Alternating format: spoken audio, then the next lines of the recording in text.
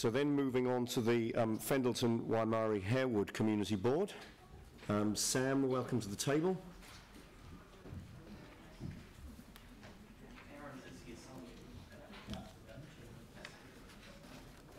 All right.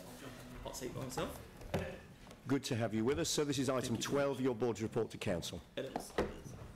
Excellent. All right. Well, good morning, everyone, and thank you again for the chance to present our report for the month.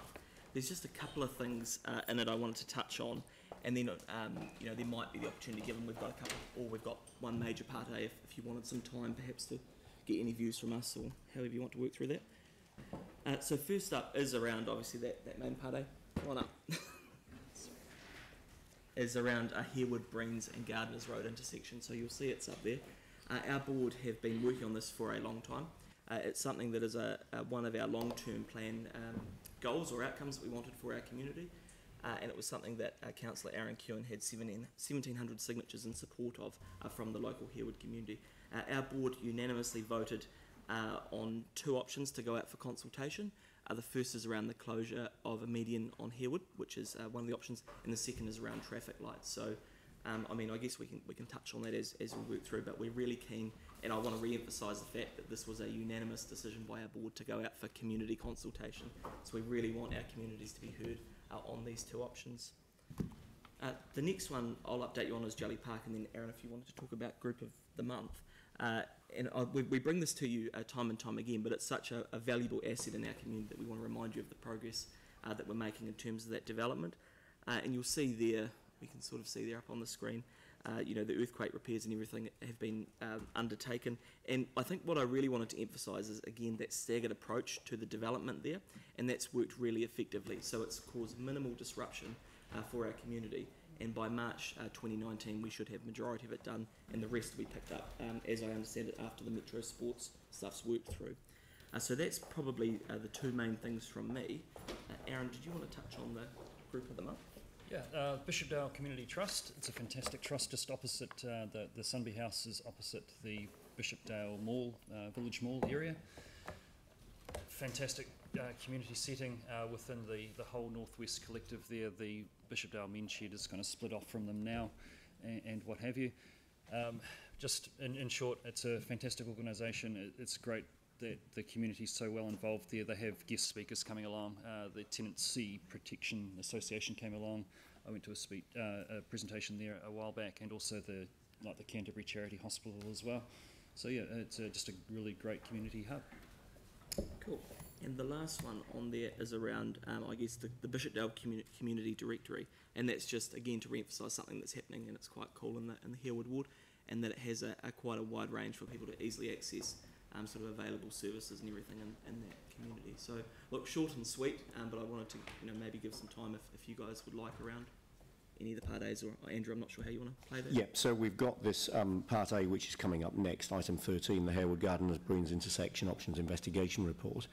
Realising that your recommendation is what we go out to consult on, option 3 is unfunded, and just looking at the report that came to your board, there are a number of negatives which are noted in the report, but in particular the fact that it's currently unfunded, and the fact that the intersection as a whole performs worse, reduced network efficiency. Obviously your community are very firm, very sold, it would appear, on the idea that this intersection must have traffic lights. Are you able to expand on why that is, and why your board was unanimously behind a recommendation for something which has got these benefits and disbenefits, including the fact that it's not funded and the intersection overall performs in a worse way? I'm just keen to understand how you made that recommendation and why your community are so wedded to the idea of traffic lights. Yeah. So I think the first point is that both of our recommendations are technically above the ring-fenced amount that Lynette will talk about shortly. So there is that issue anyway.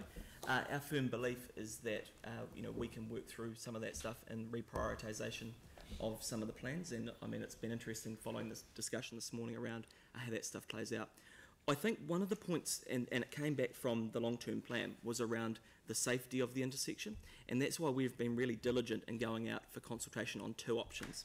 So we're giving people a cost-effective one, which is the $400,000 which would effectively block off Harewood Road, but would address the safety options. But at the same time, we're recognising the overwhelming support by the locals in the community that they have a desire for traffic lights. So I'm not coming to you today saying that we have to put in traffic lights. What I'm saying is that I'd really like to have a conversation with the community, and indeed our board voted unanimously to have a conversation over both of them. So we would hope that there is the ability for council to reprioritise some of that stuff in terms of how we work through that. Just the last thing on that, and I say it wherever I can, is that our 3 wards as a whole contribute $100 million a year in rates to the city.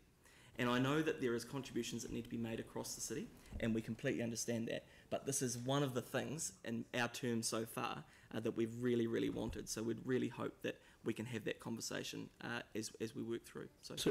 So what you're saying is that you want a conversation with the community about whether traffic lights are the right thing, rather than necessarily the community being, as I put it, wedded to the idea of needing traffic lights at that junction. I think had I come to you and on behalf of the board with one option, that would be saying we want to just talk about traffic lights. We've given them the option of blocking the road at a cost-effective way to manage that safety as well. So I don't want to be the person that goes out and fronts it like Aaron and says that we're giving them one option to do. We'd want to go through a normal consultation progress and would really hope that we can reprioritise in order to achieve that, whether that's through the next annual plan, but I would note, we've asked for it for a couple of annual plans and we haven't quite got it yet. Can I just add one more thing before questions, is that if we've already ring-fenced $300,000, like it's talked about, then there is that balance between, I guess that and what the estimation is of the 1.2 million for the traffic lights, or the 100,000 for the other block that we would need to work through. But it's not 1.2, like we're talking about. There is already that ring-fenced amount for safety at that intersection. All right, thank you. So moving to other questions, I've got Phil, Sarah, Pauline, Yanni. Phil. Thanks, Sam. I cannot understand, and perhaps, why should council, for example, do a consultation to people when in fact the advice from the staff is that traffic lights will only increase the number of accidents and add to risk? Why, as a council, as a community, should we go out asking people that? Well, we want to go down 2 options. So we want the safety option is the $400,000 one. But what we're saying, Phil, and what I've said time and time again, is that, and Yanni alluded to earlier, we have to listen to our community. If there are 1,700 people that want traffic lights, I'm not going to them and telling them I've got the answer. I want them to tell me. The other question I have for you, Sam, is that in the memorandum we received recently, the other night, there are intersections where there are at least 7 serious accidents which have resulted in serious injury. The other table shows that this intersection actually has very few accidents. In fact, virtually any. 2 non-injury accidents, as against other intersections. So why should this intersection actually have priority in terms of people's safety? So, Phil, when is that data up till? Because I can tell you, for the last couple of years... You've got the data that's ahead of the staff, we'll hear from them too then. Yeah, no, and that might be a good question. So that would be you should put your data up and show us. Well, I'm talking about the same data. So the reality... I'm talking about the memorandum we received last night. Well, there are questions here that we can ask of staff, maybe when staff come to the table, because we'll bring staff to the table next. The point I'm trying to make is that I've seen intersection crashes at those intersections. I suspect the data that's there, which is in here, is not the most up-to-date data. But, ask Lynette and the team as we work through. Thank you. Yeah. So, given though there's huge differences, you haven't really explained why this intersection should come first in terms of priority, when in fact staff list it as about the 80th in terms of risk. So I'm here on behalf of a local community board. One of our priorities was to address the challenges at this intersection. I'm coming with 2 options for us to go and consult on. That's not, I don't think unreasonable, and that's why we're here today. So you're not going to answer that question. That's all right. Thank you. Well, I'm making my point, Phil. And, All right. Let's move on. Yeah. Let's move on. Sarah. Point of order. Thank you, and thanks for all the work that's been put into this. I know a huge amount has. I'm just wondering if there's an acknowledgement within the board that 2A is probably the safest of the options, but that because you have a very strong community push, you'd really like to be able to talk about the other one. Is that right? Yeah, we'd like to go out for both. Yeah. I mean, I guess, like you said, the benefit-cost ratios, and I suspect that's Yeah, where yeah, you're that's going. right. You acknowledge that that data's probably right? I acknowledge that both do have elements of safety, but the $400,000 one has the high benefit cost on that basis. Yeah. And does the board have a preferred option, or is the board completely open and neutral and just wanting community feedback? Well, I mean, Aaron campaigned on traffic lights, and it wouldn't be unreasonable for me to say that here. Yeah. In terms of, he was the one at the meeting that moved both options. I think had we come to you today with just the traffic lights, it would demonstrate we don't have the neutrality for that. But I'm certainly going into it with an open mind. If the local community tell me that they want Harewood Road blocked off and that they want to go with the smaller option, then I'm relaxed with that. It's their call. I just want local decision making. Okay, and when you talk about the local decision making in the local community, so there's a number of people who pass through that intersection from throughout the city, and all of our consultations on whatever we do around the city are open for everyone. And also quite a number of people who came to the LTP asking for us for safer cycling routes to the airport, for example. So you're open as well to making sure that everyone's voices are heard, and it's not just the extra waiting for the local community. Absolutely, we live in a local democracy. I'd be disappointed if we didn't. Yeah, great. Thank you. Pauline. Yeah, look, thank you. And my question was similar to Phil's, that are you aware, is your board aware that there is a priority ranking list of all intersections citywide? Yep. You are. And that if your one was to be escalated outside of that, the only way it could be done is if another intersection that had even higher safety issues was sacrificed. Is your board aware of that too? We are. Yeah. Okay, and the other thing is that even within your own ward, I'm still questioning why you are selecting this intersection when you've actually got 5 intersections that are rated actual high, with 3 serious crashes in each of those, where Breen's Harewood Garden is still sitting at 0. So why would you not be picking one or other of these other ones if you wanted to prioritise a safety intersection in your ward? Probably like I said in terms of Phil stuff, is I've seen serious crashes at that intersection, so I'm just not sure, and it would be a good question for the staff, is there was also why that's not in there. In the report that when Johns Road was closed, there was a negative impact on this intersection, and that issue was being resolved now that that's open again. Yeah, it's look, anyone that drives through that, we took the mayor through there on our bus trip at the beginning of our term. I drive through it pretty much every second day. It is a terrible intersection that locals want addressed. And I say addressed because we want to go with both options. Yeah, so. And I appreciate it. So, and the other question I have, if I may, is that option 2 and 2A to me look better because they actually tie in with the proposed MCR, the Wheels to Wins. But what's your board's view of the MCR? Because did you not request in the LTP that be cancelled or deferred? Deferred, yeah. So we came along, and I quite confidently came along and said at the time, we accept there is a place for cycleways in the city, but given the priorities and the funding pressures we're under, albeit with the NZTA subsidies, we didn't think in our community, after the feedback we'd had in that long-term plan, that was necessarily the driving priority at the moment for us. So we're not opposed to it. No, but how long did you request it for? We pushed it out to, I think, it would have been towards the end of that 10-year long-term plan period. 2028? 2023? That's where it's sitting. That was what You pushed it out further. Yeah, it was literally as... You asked for it to go And up. it would be fair to say your board still has that view? Yeah, while we've got the funding priorities and the challenges in the city, we didn't think it was the most appropriate spend. Okay, thank you. Thank you. And then finally on questions, I'll come to Yanni, and then we'll bring staff to the table for... and I'll go to Mike, and then we'll bring staff to the table for questions of staff. So Yanni. Thank you. I was just wanting to check if the board had considered bringing forward the funding for the MCR that goes through this area to enable the traffic signals to be done. We hadn't at the long-term plan. We wanted it deferred right till the end of that. So that's not a consideration we've made at the moment. But so just because in terms of this intersection, my understanding was it's going to be part of that major cycle route. So why wouldn't we bring forward the funding if the community wanted traffic lights and do it at the same time? Just that intersection for improvements to cycling.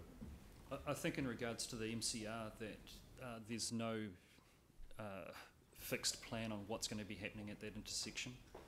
There's still a route options choices out there. So the MCR for the Wheels to Wings is still quite open. So what solution might happen regarding the MCR? So basically, just so I'm clear, so the MCR doesn't currently propose going through this intersection, and there's a number of route decisions that will have to be made about the route I believe the that may MCR will go preclude through this this intersection. I believe it will. So it does go. So it does go through that. Okay. We can get clarification on this from staff. Right. And just, I mean, the final question: is there any other project that the board's looked at that you would see that we could just take the funding away from and put towards the traffic lights if you felt that traffic lights were important? We've got not a lot happening in our 3 anyway in terms of capital funding over the next couple of years. That was one of the things we really struggled with, was the fact that, you know, we do contribute, a large sum of rates each year, but in terms of capital spend, we're not getting a lot except Jelly Park as it is. So we don't think we're making an unreasonable request. Okay, thank you. Thank you. And then finally, Mike. Thank you. I guess one of the things that concerns me, the fact that, this is, an over $1 million project when you look at option 3, most likely wouldn't get NZT funding, so it'd be 100% funded by ratepayers, and it's not on the budget. It's lifting community expectation if we went out and consulted. Whereas obviously option 2A, slightly over budget, is doable and doable within quite a good time frame. If we were to go and consult on both options, would you be happy in the consultation document for that to be put out very plainly that actually 2A is very achievable in a good time frame, where actually 3 is potentially going to be a long-term plan and potentially in a few years? And Yeah, look, I think that's a really good question. We'd be relaxed about the point of pointing out the significant cost differences. But again, reiterate, we spent more on a television at the library or an interactive TV than the set of traffic lights. So in terms of what we're asking for, it's not overly unreasonable. So I'd be pretty disappointed as a local representative if we were delaying this and delaying this and delaying this. Yeah. I guess though it comes to the priority thing again. And if you look at Harewood Road, Harewood Grebs is much higher up on the ranking list. It's about 21. So once again, if we look to do this, it's where it pops into the system. Yeah. And that's a border we share. Yeah. And when I look at actual serious accidents happening in that intersection, potentially if we're going to be putting another $1 million on budget for an intersection, potentially that could be the intersection we need to be looking at instead of. So it's actually been very clear in a consultation document that if we're going to look at traffic lights, actually it may go further down the list or down the long-term plan because of the fact it's not high up in the priority. But it's actually trying not to lift community expectation. Yeah, and I'm not sure if that's a question, but that was certainly something that you guys will have to decide. We're just here on behalf of our community saying this is one thing in our long-term plan priorities we wanted. We don't think it's an unreasonable request to go out for that consultation. So my question is, if we did a consultation document with option 3 in it, would you be happy for us to clearly say that if the community actually wants option 3, it may actually be quite far down the long-term plan because of the fact it's not highly ranked as a dangerous intersection? I'd be open to that. The reality is we just want to have that conversation and lock in some kind of progress for the local community. I don't know how many other signatures we've had on issues of 1,700 from Aaron and his local patch. So we're here today to say we want to work with you and try and get an outcome for residents in that area. Thank you. Okay, so Tim, one final question. Thank you. Sam, it seems very clear, but from your board's point of view, if you were able to chop and change funding for roading in your area and without affecting anyone else's budgets, etc., this would be the priority for you and your community. It's definitely a priority, but there isn't a lot we can chop and change in our communities anyway. But I'm just saying, hypothetically, if it was an option for you to be able to, or take funding from something else or whatever, this would be the highest. We'd definitely be keen to reprioritise it. Hypothetically, I'd love all of our roads to be fixed, but we don't have that ability. But this is the number one issue for you in your area. We want this reprioritised. Yeah, it's certainly the number one issue in Harewood, which is Aaron's raised, and quite rightly. So. Okay, thank you. Cool. So key issues coming out of these questions. It sounds as though you're challenging the information that we are basing the priority on, and I'm certainly keen to ask some questions of staff around the priority raising of this intersection, the period of which, the period over which the data that we're basing that on covers, and whether there's some robustness around that we need to be aware of, or lack thereof. Because there are definitely accidents at that intersection. I've seen. Yep. So we'll ask some questions of staff on that. And I mean, I think you've made clear the view of your community in the context of this intersection currently isn't rated one of the highest priority intersections, and option 3 clearly has got some disbenefits, particularly around funding and overall outcomes. But it's been really interesting to hear the local view through the board. I mean, that's absolutely your role to bring that to the table. And yeah, you've made that very clear in a way in which we understand it. So that's fine. Thank you very much. Yeah. So we'll now bring staff to the table. What I would propose to do is to continue with this item until it's concluded, and then break for morning tea. So if we can now bring staff to the table, that would be great. Thanks, Sam and Aaron. Thank you. So moving straight into those questions.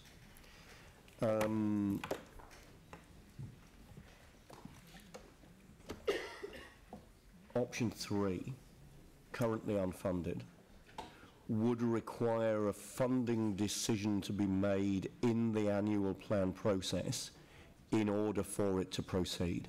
Yes. And clearly there's no guarantee that that decision would be made until it's made, until the annual plan process. So what we would be doing would be consulting on something which may in fact not be able to be delivered because of lack of funding. Yes. NZTA funding contribution. So we've had a conversation with NZTA, and they've indicated to us that they and there has been letters to the minister and others, and they've always indicated that any application would need to meet their assessment framework, investment assessment framework, and the two options with signals, or an option with signals, doesn't meet the criteria in their investment framework, assessment framework, because of the low benefit cost ratio. It needs to have a BCR of up around 1 at least, or more.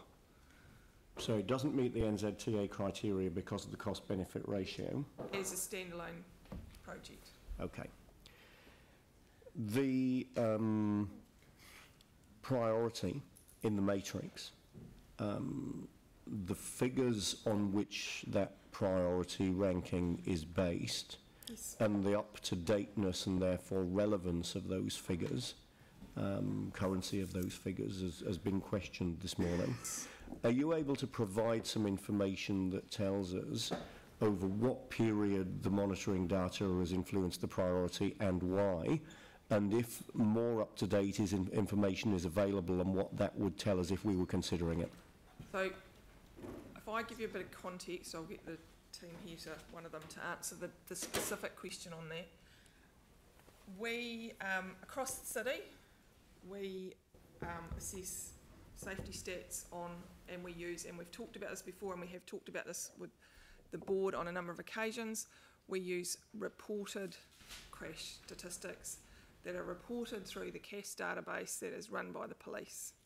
We all know and are aware that there is a level of underreporting across the city, and that is consistent with all intersections, those that have had serious and fatals as well as those that have had no serious and fatals. There is a level of underreporting of accidents across the city. In order to be consistent, we always use the reported information in the police database, and as we've talked about before, the data from that is typically about 3 months behind the current point. So right now we're getting the data as up to date as 3 months ago, sort of the end of the financial year. Now, there's accidents that are reported to the police and are entered into the database by them that manage it. The data used in this? Mark can answer that. Mark. Yes, so in terms of appraising the crashes that have happened at the intersection, we've used the most up-to-date 5-year data possible that's available. And in terms of looking at the ranking assessment, that comes from an analysis called KiwiRap, which does run a couple of years behind. That's just because it takes quite a while to process and analyse all of the data. But that 5-year window does include the 2013 to 14 spike in crashes, which we saw while Johns Road was closed. So we would Goes to 2016, doesn't it? So it the data goes to up to 2016. 2016. So I can't, in my opinion, we're likely to see the ranking actually drop further in the next analysis period. That's speculation, but what it does do, and what all of the we can only work on the information we have. We work with the information that was put into KiwiRap. We work with the KiwiRap analysis as far as the ranking goes, and that provides us a pattern across the city, and it gives us the basis of something to work with. It's not a lot different to how we use our models, our traffic models, and all the rest of it. So it's the best tools we have, and we're as up to date as we can be with all of it. And this is standard accepted practice that you would use for every intersection you're looking at across the city? And other local authorities, yes. And there's nothing you're aware of that's happened in the period after the monitoring information, which is part of the consideration today, that would affect the way that we would view the performance of this intersection? No. All right. We're not aware of any serious or fatal accidents at the intersection in the last 10-year window. And when you talk about underreporting, yes, is it fair to say, and correct me if I'm wrong, that any underreporting would tend to be around more minor accidents and wouldn't be accidents that resulted in, for example, a major insurance claim for a total loss of a vehicle or a fatality? No, they would be reported. Yep, thank you. A process question. We're looking here at going out for consultation on a couple of options.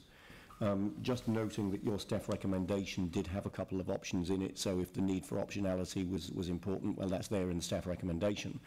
Where does it go? It goes into a consultation document, that goes out to the community for a period, and then goes in front of a hearings panel? The community board, a committee? What would be the next part of the process? I would expect it would go in front of the community board after that. Typically it would, if it was a standard project that was going that way. It is slightly different in that it has got it's got a high level of interest, but also it, we're trying to choose an option there, so it's a sort of a pre-conversation. So if we went, I mean, the community board are quite strong on the options that, or one of the options that they want us to consider on. In fact, let's say the options they want us to consider on. Given the high profile of this issue, would that lead to a decision, presumably by staff who are running this process, that this would be more appropriately heard by a hearings panel rather than the community board who already have taken a particular position on this? Realising the position they've taken is on the consultation rather than the outcome. Okay, all of that's helpful. Let's go to other questions. Aaron, you've been indicating for some time you wanted to ask some questions, so I'll come to you first. Yeah, just around some of the answers there, because they're not matching the report exactly. So for councillors that might not be as involved in this, they might take those answers as gospel. But the you said that you can get the police data just weeks or months old, let's say, so quite recent.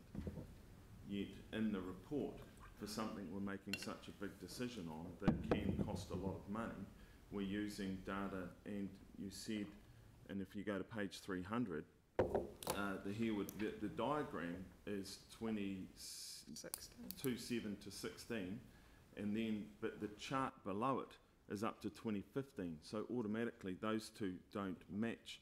Yet if we're making such informed decisions involving so much money, should we not use the latest data, including an injury crash on the 18th of May this year? Photos are in my phone with an ambulance attending, and then on the 9th of August with the guy who was knocked off his motorbike taken away in an ambulance. Those should be, I would take as being quite serious, and should be, that doesn't include the one where the baby was hit in the car on the 13th of February, because the baby wasn't injured, it was in a capsule, and thank goodness for those.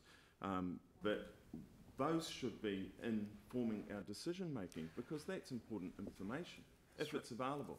And in an electronic universe, I would think that this stuff would be more relevant than 3 years old. Through the chair, please. Can I Yep. respond to that? Yep, of course. We've discussed this, and Councillor Curran's raised this with us before, and as we discussed at the time, we used the standardised database, and I raised before, from the police, the information that comes from the police, and we use the same information to assess all intersections across the city. We have had raised with us a lot of anecdotal information about near misses and other crashes. We consistently use the same information to assess all intersections across the city. We were told before there'd been no serious accidents this year. So we are not aware of, and we have not been made aware of, any that have caused a serious injury or a fatality since the data that, so the report and the work that staff have been doing has been really extensive and has taken a long time, and we've been working really hard on it. We've used the best information we've had at the time. Data changes over time. We can't constantly keep changing the report, so it is a point-in-time assessment that we are bringing to you. It's the best information we had to build this report. We, as staff, do not believe that has changed since, in a substantive way. Thank you. Okay, so coming to others who have questions, Tim and then Sarah. Tim. Thank you very much. I'm just looking at the comment which Aaron made in the table with regards to hierarchy of intersections in our memo, page 7 of the 8-page memo that we've got. One could argue that where one intersection has a number of incidents which Aaron has pointed out, the ones on the top 25 could equally have had as many, if not more. I mean, personally, I've seen 2, one with an accident in Dyers Pass, Colombo, Cashmere and Taurus, but I haven't obviously taken photos. It's a wee bit, you know. But so that can it be argued with any of these? Yes. Just as a point, I was interested on just number 3 on that issue, on this list, where it recommends no further intervention as crash rate dropped since 2015. So I presume at some stage this will be updated whenever. Yeah. Yep. Yeah, it was And the that best would I be had at the interesting. time. Yeah. Yep. So thank you. Sarah and then Yanni. Thank you. I'm uncomfortable with the idea that this might go to a hearings panel. We wouldn't normally on sort of transport projects of this kind of nature. Would another step in between potentially be maybe just like we do sometimes where recommendations go through the relevant committee? So instead of a hearings panel, we could go from the community board after consultation to ITE and then through to council. That could be appropriate. Yeah. And the other thing is that I'm hearing quite a few concerns around the table. The view of staff as a best option, not necessarily within the $300,000 budget, and with the BCRs, would be that 2A would be the best option. And just to clarify, it's not closing Harewood Road. It is No. cutting the crossing of it's contacting the median of Harewood Road. So, but there's been some confusion about that. So would it be appropriate, like we do in other projects, if we went out with 2 options here, that we went with a preferred option and another option that was in there as a way of managing expectations and being very clear about where council was standing on this current one. So if we decided to go with the community board recommendation, we could do that and say, well, you know, our preferred option is 2A, even though this is still outside the budget. And an alternative that the board has asked to be consulted on as well is 3. That's doable. Yes. Yes, it's all doable, and it all depends on how you have that conversation. And is I it think possible that's for, say, the want to be clear ITE about committee and the board, maybe chairs of each, to sign off on the actual consultation documentation Anything's possible. so that that can be circulated before it goes out? Yeah. Thanks. Thank you. Yep. Great. Yanni and then Phil. So I was just wondering, thanks for the top 25. obviously a number of the worst intersections are programmed later than ones that aren't as bad. Yes. So do you want to just help us understand why that is, given that, you know, it seems to be one of the issues from this community board is they want to put one that's bad and they want to raise it up. So, and we're hearing that that's given not good. a topic, a lot of it's to do with the topic that you've raised with us frequently about coordinating works. So there might be other works going on near that intersection. There may be other connections. If you took Beeley Papanui, the intersection there versus the work on Victoria Street, we aim to try and coordinate works. There may be sewer or water supply works going through an intersection. We don't want to do the work. We might need to do signals upgrades. So it's usually to do with that, but I can't speak to specifics. So just in terms of, if we take the approach that we just work through the top 25 and we regularly review and update that, and that a number of those are not being done until after year 28, does that basically mean these guys will just be waiting for like the next 20, 30 years? If we apply that sort of rationale, we only do the top 25? If you apply that rationale, yes. Cool. So,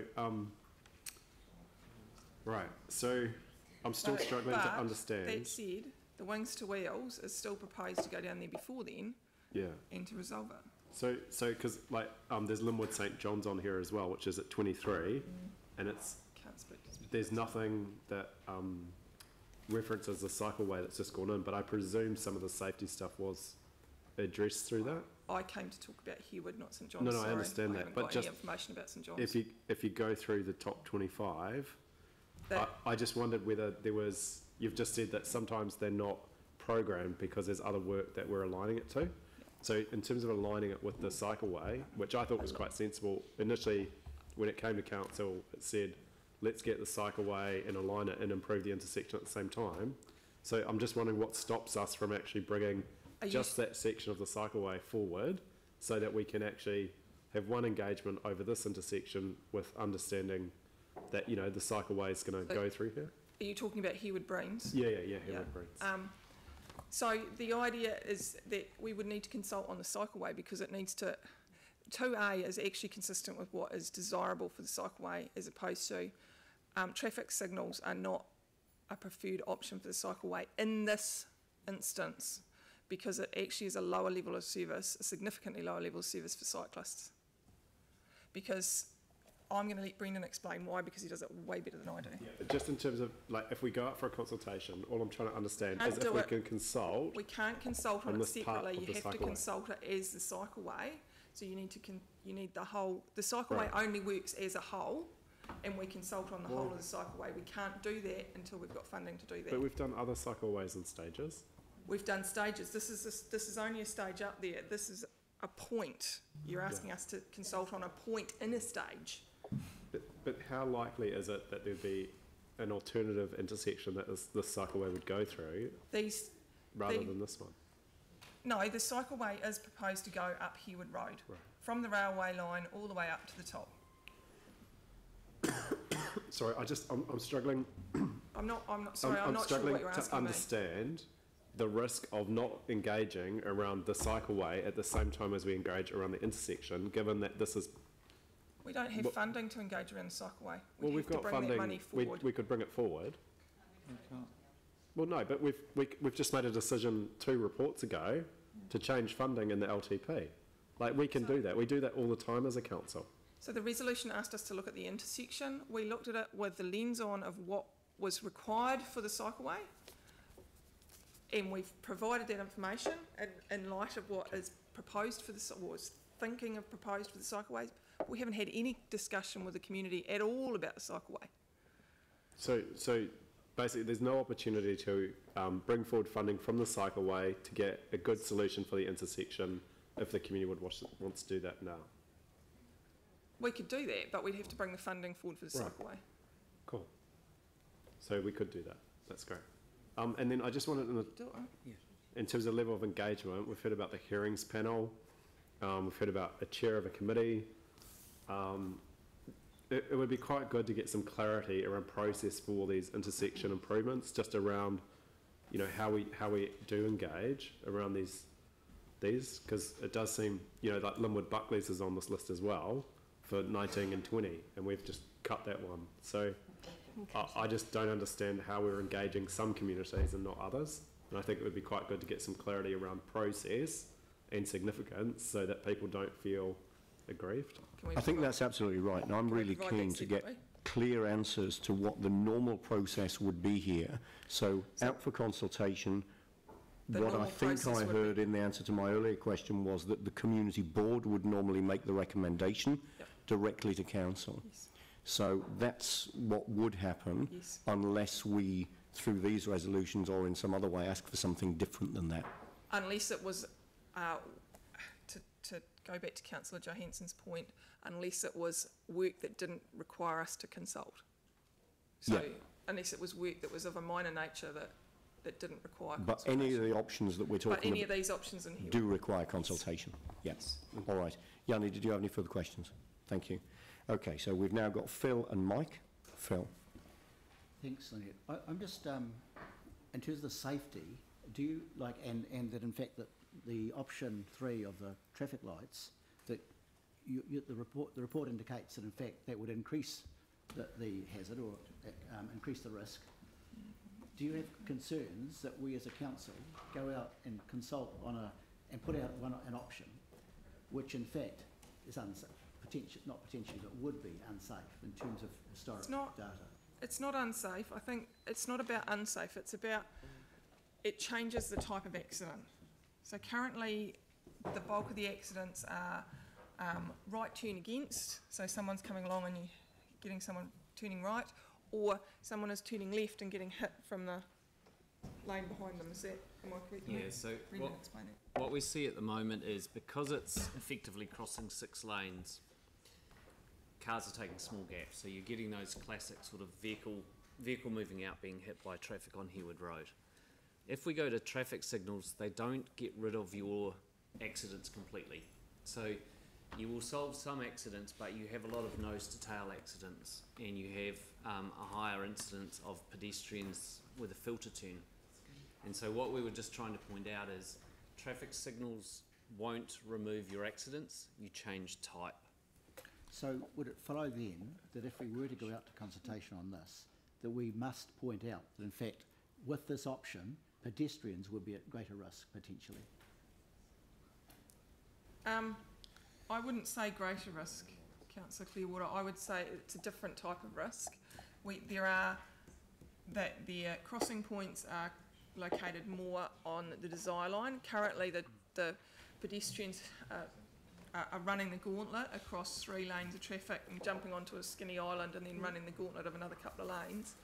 So they're not crossing at the dedicated crossing points because they're further up the road and they're off the desire line. So I wouldn't say they're less safe. I said it doesn't necessarily take away the risk, which it doesn't. Any intervention doesn't totally take away the risk. The issue we've got is that traffic lights aren't a panacea for stopping all accidents. They change the type, and the concern is here we potentially also will get more traffic through the intersection, which will shift accidents down, could shift accidents down to Waimaero Road and Breens. But would it be still fair to say that option 3 is a less safe option potentially for a lot of people than option 2A? Staff recommendation is that option 2A actually resolves the crash issues that you've got, and it puts in a dedicated pedestrian crossing, 2-stage pedestrian crossing that will have the traffic stopped when the pedestrians are crossing. Thanks, Lynn. Thank you. Mike and Pauline. Thank you. So if it was decided to go with option 2A, when could that be implemented? It wouldn't take long to do. It would be within 12. We could, if you got the decision to go ahead with it, we could just get on and build it. It's not a complicated build. Yeah, 2A could even be implemented as a temporary closure of the median, just with waterfield barriers, as an interim step. Whereas if it went down the path of option 3, obviously we'd have to actually get funding and then go through basically another debate of where it sits within the whole ranking and priority lists. The other question around option 3. If it was tied into the cycleway, would it therefore be most likely eligible for the NZT subsidy? As part of a cycleway project, we look at it's not done by individual intersections, it's done as a project as a whole. Yeah, So yeah, the project as a potentially whole, it would, the whole project as a would have whole, funding. and most likely get enhanced far. Yes, it's not the preferred option for the team Cycleway. for cycleways, and that's Brendan. Can you explain that? Yeah, so from a cycleway perspective, when you have traffic lights and we have separated cycleways, a roadway is defined as between the curbs. So as soon as we put the separator in, the roadway becomes the space that the vehicles use, and the cyclists are deemed to be off the road. Now it's just a technical definition. The issue around that is it then requires that all cyclists must give way to turning vehicles. So that's why when you have a separated cycleway, you see us having separate phases for the cyclists. Now the issue around that is to make everything work, cyclists are given 10 to 15 seconds every 78 seconds. It's quite a low level of service. If we have no option, and in some intersections that is the best outcome, we run with signals, but where we have a choice, signals is definitely not our preference, and that's why 2A would allow the cyclists to go through on Harewood Road without any delay, as opposed to 10 or 15 seconds every 78 seconds. Okay, thank you. Thank you. Pauline and then Tim. Thank you. So just a clarification there, what you're saying is it's part of the MCR design, that intersection, the preferred option would not be full traffic lights, it would be traffic lights at the cycle crossing and pedestrian crossing. At the pedestrian crossing, yeah. Option 2A. Thank you, that's good. And you also in the report you talk about right-hand turns will reduce with wider network improvements. Can you expand on what that means with the wider network improvements? So what you're doing is foreseeing in the future that right-hand turns will reduce as a desire for motorists because of other surrounding network improvements, like what would they be? I'm sorry, where in the report? I think it's in the corridor report. Oh. So right-hand turns from where to where, sorry? Well, the issue is the right-hand turns, I guess, on the I think that was around the fact that with the long-term changes across the network on Sawyers Arms and Northcote Road, traffic volumes are starting to drop on Harewood Road because you've got more desirable routes elsewhere. So therefore the demand to come through that corridor reduces over time. Right, so that's good. So that would actually mean that if that's the case, that a median separator would not actually have as much effect as it would in the current traffic movement regime. One of the things that we have through the modelling, what's showing up is there's concern with the median closure that we end up with local network rat running. But what the modelling is showing, because of the delay on Harewood Road from traffic signals, we actually end up with more traffic diverting off Harewood Road, rat running through the local network. So the traffic signals has more impact on the local network than a median closure. Yeah, and so the other thing is just addressing the median closure. If cars travelling across Gardeners can't turn right, correct, they can do what? So they can't go straight through, but they can do a left turn, and then there is U-turn slots around 150 to 200 metres, depending on which side you are, that they can use to do that turn. And a lot of vehicles currently do that because of the difficulty of getting across. Yeah. Right, that's good. And also, if this option was to go out for, if option 3, say, was to go out for consultation, would the thing is, you ask people, do you want traffic lights, without giving them all the information that, say, we have here today, which is an awful lot to digest, would there be any problem in including the corridor report with the consultation, or at least a link to it? Because people need to know the background. We would be looking to putting some background into the consultation material as well, and there's no, the corridor study's already, all of this information is already public, so it can be linked in through the network. Or is it I possible? think the other thing to note is that at the community board there was a number of pieces of correspondence. There was a couple of pieces of correspondence in favour of lights and one against it. So there is mixed views out there in the community already. So, bearing in mind that the corridor study is actually quite a chunky piece of work, would it be perhaps an idea to have a summary of that? Yeah, we'd have to work through all of that in a consultation plan and what we're going to put out and how we set it up.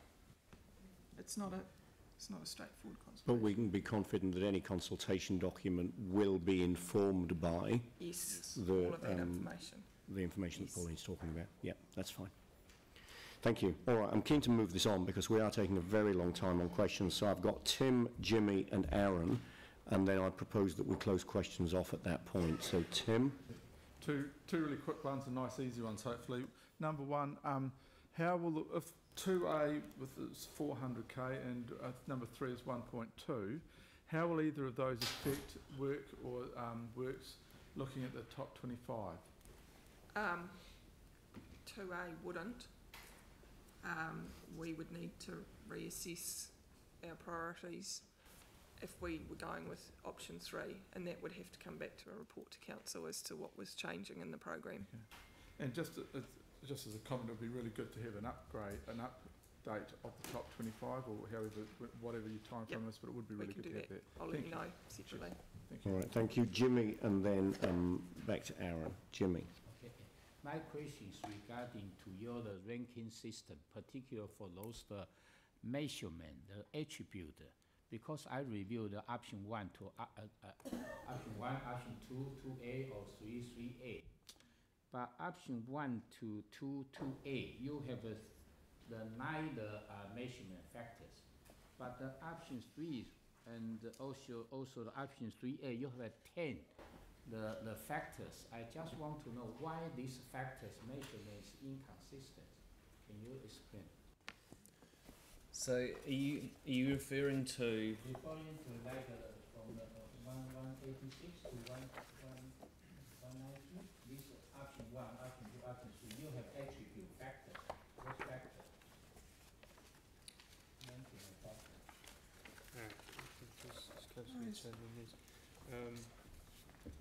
I think we generally have considered attributes which are relevant to each option. So while we are achieving consistency, we're looking at each option against the same metrics based on value for money, etc., deliverability. The attributes shown in these tables are basically only those that are relevant to each option. Yeah, because mind you, if you have a ranking system, you should be consistent. All those options. So there is Councillor Chen, there is a table in the report. Let me find the page. Where's the table? In the attachments.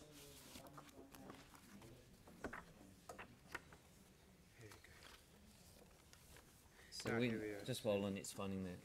So on page 34, no, hang on. What page are you on? Is it 34 of this? So on page 202 of your agenda, there is a consistent ranking of each against the same attributes.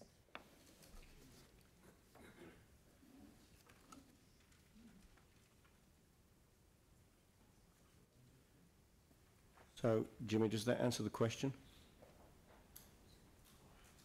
I'm just keen to move this on. We've spent an enormous amount of time on questions already. We just need to move on past this. Thank you. Thank you. And then, finally, we'll come to Aaron.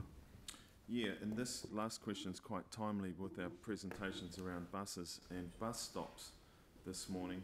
When the options were put forward for cutting off Harewood Road, as in the median strip, so you can't use it as an intersection, it's just left in, left out, was consideration given to the ECAN draft that's out at the moment for consultation on the major bus routes? where the major bus route goes up Harewood Road, stopping at the Bishopdale Mall, at the playground, the charity hospital, then it takes a right-hand turn at Gardeners Road and is the new main service for all of Northwood and Belfast. Are we expecting that the bus service will do a U-turn and come back and go around? Because that's not We on their were map. not aware of it at the time. Right. We were not aware of it at the time. There are alternatives and we can work through that. I suggest we do that prior to us going into any consultation. So would the alternate be, because they're out consulting on a route that may change, is that what you're saying? May. Well, if we cut off the road, they'll have to go over the median, which Yep. would not be... That wouldn't work. look. No, it wouldn't work. But we weren't aware of it, and we only became aware of it lately, recently, very recently. So does that mean that option 2A May not be as isn't ideal, viable but in there the are context of the bus route? There are other options for the bus route as well. Depends on if we want buses. So when you say other options for the bus route, that would mean changing the route of that bus? Well, that's what they're proposing at the moment anyway. It's only a proposed It's only a proposed route. It isn't a current route. Okay. All right, Yep. thank you. Aaron, that's everything? All right. So we'll close off questions at that point. It's also come to my attention that we didn't conclude item 12 by receiving the Community Board report. So if I can get a mover, Jamie, and a seconder, Aaron, for that, and I'll put that motion that we receive the report. All those in favour say aye. Aye. Against, that's carried. And now we need a mover for something here. So Aaron, you're wanting to move something. You're wanting to move the Community Board recommendation. Okay. And Jamie, you're wanting to second that. So that's moved and seconded. Now, there's something been signalled that looks like an amendment. Well, now that we've started, I prefer to finish this. Unless you want, or do you... All right, all right, let's break for morning tea for 10 minutes. So that means that we'll come back at 11:51. So we'll come back in 10 minutes, by which time we'll have sorted out this amendment. We'll debate the amendment, we'll deal with the thing and get it closed off and done. All right, so we'll break for 10 minutes for morning tea.